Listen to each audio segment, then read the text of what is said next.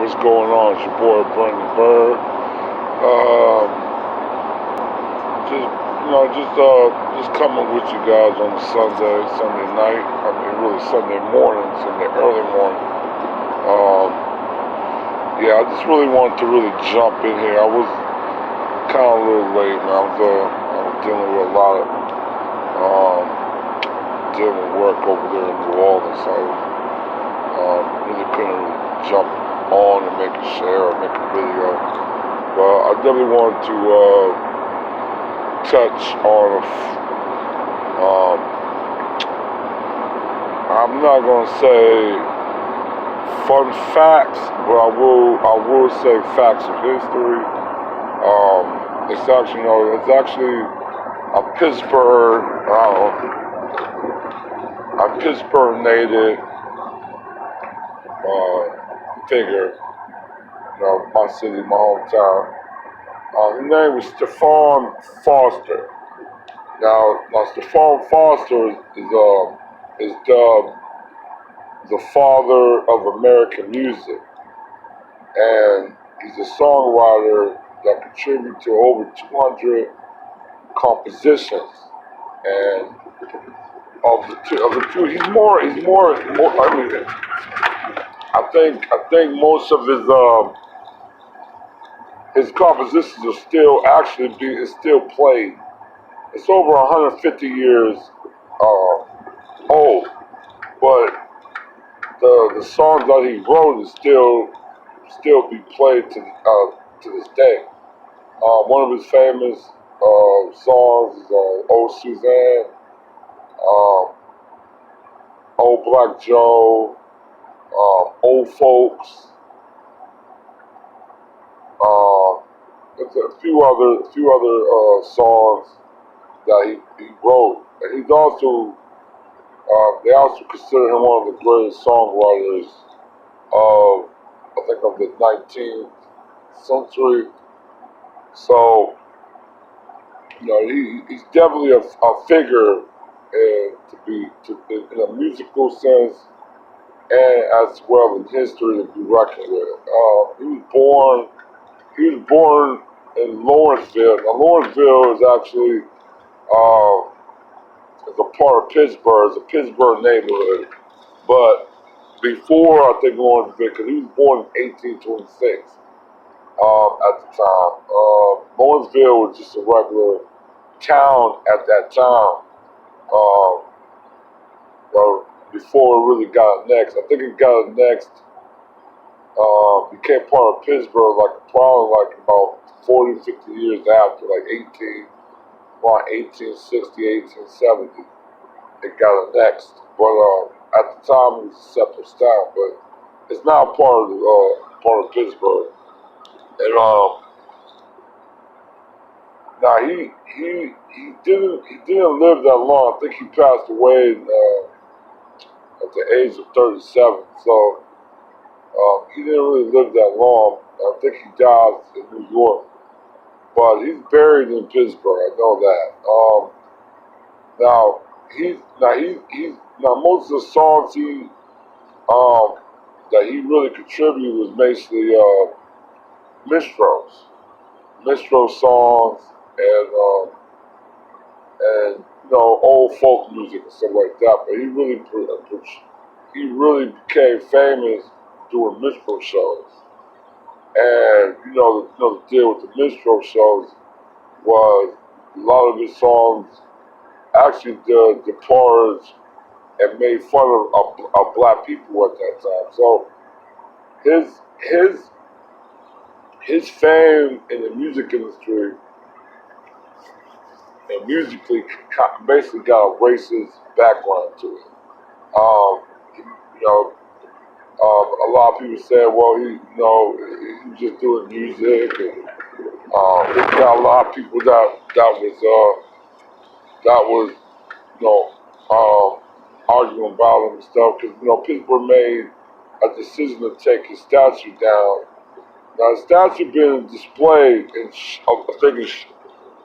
Oakland, in a park in Oakland, for over 100 years, but they actually made the decision, to take it down. People was saying this is, he wasn't racist, and he made, they try to say, well, he made he wrote songs and minstrel shows, but he didn't perform any of them. He said it don't matter. He created these songs that have racial overtone to it, and he profited over it. He profited over the racism um, at that time. Plus, his family he came from a racist family. Because his family, even from their being up in Pittsburgh, it's a northern city, his family was pro-slavery, and they were anti-abolishment. So they were basically supporters of the Confederates. So you had basically a Confederate sympathizer at that time, making music, and at the time, man, actually a lot of Americans loved his work. Um, as you saw, they made a statue in him in Pittsburgh. I told a lot of people, no, it's not, and this is when I started thinking about it. It's not. I don't think it's the South that needs to take some of these statues down, but I think you need to take You need to take a lot of these statues down, not just in the South, but you need to go to the North and take down certain statues that has some very high racial passing. Um, and I think I commend Pittsburgh for taking it down, and because they loved. Plus, like the statue itself it was really racial. It was racist. It was very racial sensitive. You had a black man with tailored clothes, looking really bummy, with a banjo at the feet of Stephon Foster. It looks real demoralizing, racist as well, and demoralizing. Like almost like a white superiority. So it was definitely that statue had to go. But you know what? I think there's probably more statues that need to be go as well up north. You know what I'm saying? I think there's probably some statues in the Midwest that need to go. Um, but yeah, I definitely want to bring that out there because, like I said, man, everybody talk about the South.